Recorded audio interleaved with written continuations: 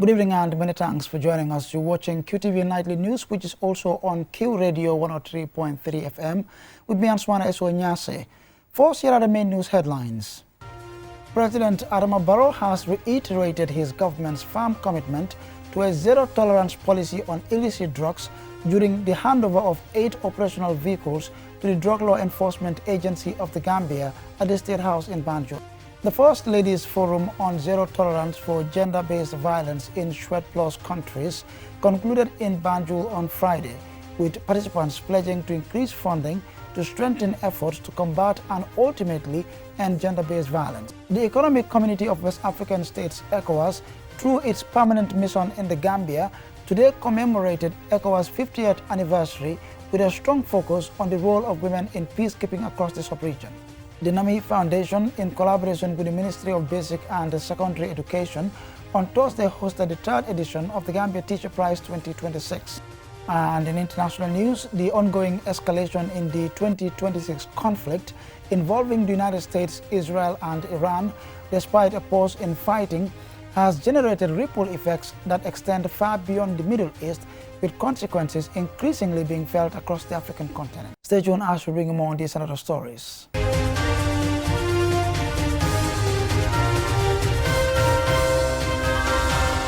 And now here's the news in detail. President Adama Barrow has reiterated his government's firm commitment to a zero-tolerance policy on illicit drugs, highlighting continued efforts to enhance national security and public safety. He made the remarks during the handover of 8 operational vehicles to the Drug Law Enforcement Agency of the Gambia at the State House in Banjul. Here is Julian Jai. As efforts to tackle the flow of illicit drugs are strengthened, mobility is a key component of these efforts. These vehicles are expected to ease logistical challenges faced by the agency and enhance patrol operations, response times, and overall enforcement capacity. President Adama Barrow says the fight against illicit drugs is directly linked to national security and development, stressing that no nation can achieve sustainable progress if its communities are undermined by drug abuse and trafficking. He added that his administration has prioritized security sector reform since 2017. It further demonstrates our commitment to enhancing the operational capacity of the league to effectively fight drug abuse and trafficking in the country. I must make it quite clear that for us, security sector reform is not merely about providing equipment and vehicles. It is largely about transforming our institutions to meet the higher standards of professionalism, accountability, and efficiency. He reiterated his government's commitment to firm action against drug-related crimes, warning of their broader social and economic impact on families and communities. We will therefore continue to maintain zero tolerance on banned substances and related crimes. The achievements registered over the past years by our security agencies, including DLEAD, are worth commendation. Accordingly, I urge the DLEAD management to sustain the momentum. By doing so, be reassured of my government's unwavering support as we work collectively towards making the Gambia a safe environment, free from illicit drugs as well as drug traffickers and their patrons. He also called for collective responsibility in the fight against drugs, urging citizens to remain vigilant and report suspicious activities to the authorities. He noted that drug trafficking is a global challenge requiring coordinated action and appealed to international partners to strengthen cooperation in addressing the problem. The Director General of the Drug Law Enforcement Agency, the Gambia, Demba Cisse, expressed appreciation to the President for the support, describing the provision of vehicles as a strong demonstration of government's commitment to the fight against drug abuse. He added that the support will significantly enhance operational efficiency and response capacity. This honor is another demonstration of your political will to confront the menace of drugs from all fronts in this country. It reflects a government that prioritizes security, and its reforms that empowers institutions to deliver results. The reforms championed by your government have created an enabling environment in which agencies like the League can operate with greater efficiency, greater transparency, and indeed accountability. This is very important for us as an agency. With the continuous support of other sister security institutions, Director General Cisse reaffirmed the agency's commitment to making the Gambia a drug-free nation. Reporting for QTV News, I am Julden Jai. The First Ladies Forum on Zero Tolerance for Gender-Based Violence in Sweat Plus countries concluded in Banjul on Friday. At the end of the forum, the participating First Ladies reaffirmed their strong commitment to increasing funding and intensifying efforts to combat and ultimately end gender-based violence. Loliam Kamara covered the event and filed this report. That was the Gambia's First Lady, Fatoumata Barbaro, speaking in the immediate lead-up to this forum. The three-day high-level forum was co-hosted by the Office of the First Lady of the Gambia and ECOWAS, bringing together First Ladies, policymakers, development partners, and civil society actors from across the region. Funded by the World Bank under the Sweat Plus initiative, the forum is part of a broader regional effort to empower women and girls across 7 countries, namely the Gambia, Senegal, Mali, Burkina Faso, Mauritania, Chad, and Togo. In a powerful opening address, gender-based violence survivor Mariama Sen shared her personal experience, calling for truth, justice, and stronger protection for victims. But I want to say it again to my fellow survivors. Our scars are not our identity. They are the testimony that you are still here, standing, breathing, refusing to be erased, which alone is victory. Trina Herc, the World Bank's Regional Director for Human Development in the Western and Central Africa region, emphasized that sustained investment in education, economic empowerment, and protection services is essential to ending GBV. Dr. Edwish Adikambi Domingo of UNFPA says the Sweat Plus program continues to expand opportunities for women and girls, but stresses that strong leadership and accountability are essential for achieving lasting change. First Lady to government, from lawmaker to community and religious leader, from institution to citizen. Let us therefore leave this forum with a renewed sense of purpose and accountability. Dr. Omar Aliou Toure, President of the ECOWAS Commission, praised the leadership of First Ladies across the region and described the forum as a significant step towards coordinated regional action. Her Excellency Fatoumata Barbaro is the Gambia's First Lady. Today, we unite to advance zero tolerance to gender-based violence. Gender-based violence is not only a violation on women's rights, it is a direct assault on dignity, health, and opportunity. It robs individuals of their potential, breaks families, and weakens the very foundation of our society. Continue to persist silently, systematically, and far too often with liberty. Marie Konfai, the First Lady of Senegal, speaking in French, reiterated her country's commitment to prioritizing the safety and protection of women and girls. Muhammad B. S. Jallo presided over the event on behalf of President Adama Barrow. As the forum progresses on the development of a regional roadmap and a declaration, we hope that the discussions will be grounded in inclusivity, relevance, and impact. As the event concluded, participants called for stronger political will, increased national funding targeting a 50% rise over 3 years, and greater regional cooperation to end gender-based violence. For QTV News, Loliam Kamala. The Economic Community of West African States, ECOWAS, through its permanent mission in the Gambia, today commemorated ECOWAS' 50th anniversary at a ceremony held in Banjul with a strong focus on the role of women in peacekeeping across the sub-region. Alice reports. Presided over by the ECOWAS country representative Miata Lily French and attended by security chiefs, The event featured a series of activities, including an all-women march past parade involving troops of the ECOWAS mission in the Gambia and the Gambia Defense and Security Forces. The parade was led by its commander, Lieutenant Colonel Aissatou Traoré.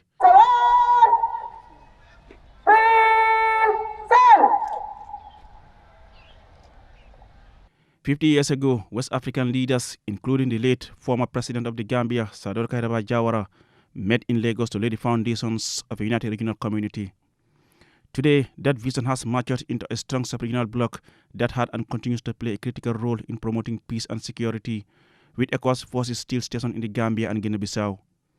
Miata Lele French, ECOWAS country representative, praised the role of West African women in peacekeeping, noting that their contribution goes beyond security to ensuring long-term stability. West African women have made significant and even transformative contributions to peacekeeping, both on the ground and in UN missions through grassroots peace movements. West Africa has become a major contributor for female peacekeepers.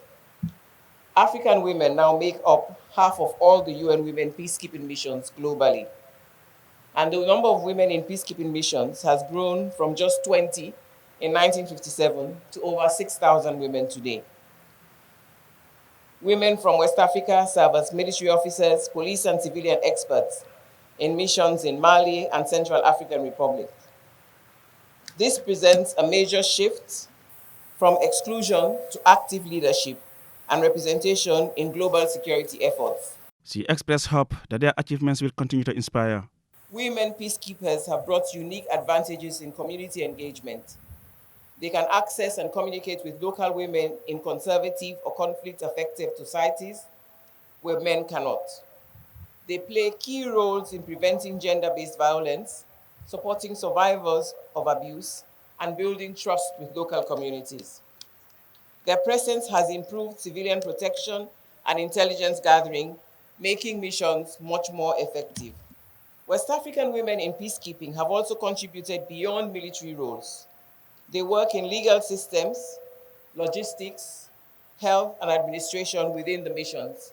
The event reaffirmed ECOWAS's enduring legacy of unity, peace, and security, celebrating progress while inspiring continued regional cooperation and stronger participation of women in peacekeeping efforts across West Africa.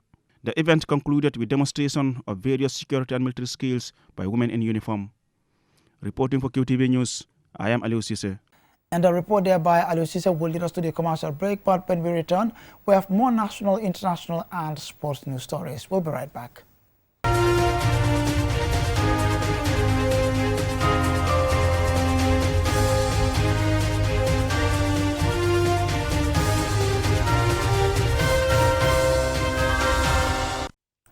Welcome back. Be reminded you're watching QTV Nightly News with me, Ansumana Nyase. Now, the NAMI Foundation, in collaboration with the Ministry of Basic and Secondary Education, on Thursday hosted the third edition of the Gambia Teacher Prize 2026, a prestigious annual national event celebrating excellence in teaching and the transformative role of educators in the country. Yafatu Gay tells us more. The winner for the 2026 NAMI Foundation Best Teacher Prize is Celia Kevin. Standing here today as a recipient of the National Teacher Award, I feel an overwhelming sense of gratitude. This honor is not mine alone. It belongs to my students whose curiosity and determination inspire me daily, to my colleagues whose dedication and support in making teaching a shared journey. The event highlighted the commitment and resilience of teachers who continue to make a lasting impact despite the many challenges they face. Vice President Mohammed B.S. Jallo applauded teachers for their invaluable service and contribution to national development. Teachers remain the cornerstone of our education system and the primary drivers of human capital development. Ismaila Cisse, the president of the Gambia Teachers Union, emphasized the importance of motivating and inspiring teachers. You are not just recipients of awards, you are ambassadors of a teaching profession that this nation is beginning to see and celebrate as it deserves. The Minister of Higher Education, Research and Technology, Professor Per Gomez, and the Minister of Basic and Secondary Education, Dr. Habibatu Drame, both underscored the need to honor teachers. This evening, we pay tribute to individuals who consistently go above and beyond the call of duty. Teachers who invest not only their time and expertise, but often their personal resources to ensure that every child has a chance to succeed. Tonight, we gather to honor and celebrate our teachers, to celebrate the sacrifices you continue to give in the classrooms, and to reaffirm the commitment of the Ministry of Basic and Secondary Education and by far the government of the Gambia to elevating the teaching profession. Al-Hassan Suso, the chairman of the NAMI Foundation, which sponsored the award, reaffirmed the foundation's commitment to supporting education and celebrating those who dedicated their lives to teaching. Education knows no borders, and as such, I am deeply grateful to have so many wonderful friends and colleagues in the US who use their own resources, time, energy, and effort, left their families behind to spend this week with us simply to support Gambian educators. The event also featured the presentation of awards to outstanding teachers, which included scholarships and cash prizes. Reporting for QTV News, this is Yafatu Gay. And now on to international news in a moment.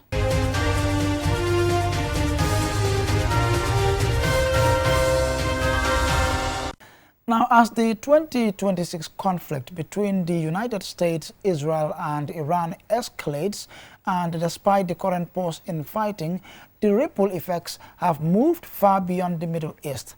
For Africa, which is still recovering from the economic scars of the COVID-19 pandemic, this war represents a pivotal threat to growth, stability, and the basic cost of survival. Mamana Bukar tells us more. The current conflict ignited on February 28, 2026, following a series of precision strikes by US and Israeli forces against Iranian military and nuclear infrastructure, initiated after the collapse of diplomatic negotiations and a surge in regional tensions. The war quickly expanded as Iran retaliated with drone and missile barrages across the Gulf, later culminating in the closure of the Strait of Hormuz, the world's most critical artery for energy, causing oil and fuel prices to see an extreme surge in just weeks. The Middle East accounts for 15.8% of Africa's imports and 10.9% of its exports, making the stability of the region a vital economic concern for the continent. While the crisis presents broad risks, several African nations are experiencing short-term gains through trade diversion and rerouted logistics. Nigeria is positioned to benefit from elevated oil prices and the export expansion of the Dangote refinery. Shipping rerouting around the Cape of Good Hope has also boosted maritime activity for South Africa's Durban port, Walvis Bay in Namibia and Mauritius, increasing demand for bunkering and port services. In East Africa, Kenya is emerging as a critical logistic hub via Lamu Port, while Ethiopia is utilizing Ethiopian Airlines as an emergency air bridge linking Asia and Europe. However, these gains remain uneven and are unlikely to offset the wider inflationary and fiscal pressures taking place across the continent. Rising oil prices have become the most immediate transmission mechanism of the war, with pricing surging to 50% by late March. According to the African Development Bank, 29 African countries have seen their currencies depreciate, raising the cost of servicing external debt and weakening foreign exchange reserves. This has triggered a severe fiscal squeeze in countries with high dependency on imported food and fuel. The Gambia's heavy reliance on imported energy has left it highly vulnerable to global price shocks, forcing the government to spend over $316 million on subsidies for April 2026 to cap fuel prices and prevent a 47% price surge. Despite these interventions, rising operational costs are already driving up transport fares and sparking fears of broader inflation. This mirrors a wider trend across sub-Saharan Africa where import-dependent nations like Malawi and Ghana are battling double-digit price hikes, prompting emergency measures such as Zambia's suspension of fuel taxes and VAT to avert supply shortages. Overall, analysts warn that the conflict could shave 0.2 percentage points off Africa's total GDP growth for 2026 if it continues for more than 6 months. To mitigate these risks, African nations are being urged to strengthen domestic resource mobilization and coordination. Proposed policy responses include deepening domestic capital markets and expanding the use of diaspora bonds and blended finance.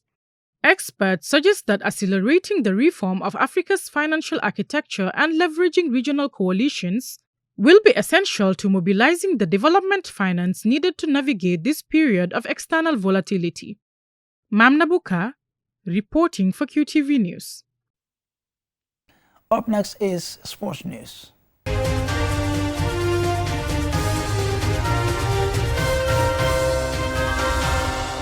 Now in sports news, TK Academy Football Club clinched the Brikama Medina Football Tournament title with a 2-0 victory over Young Baba on Saturday at the Medina Football Field.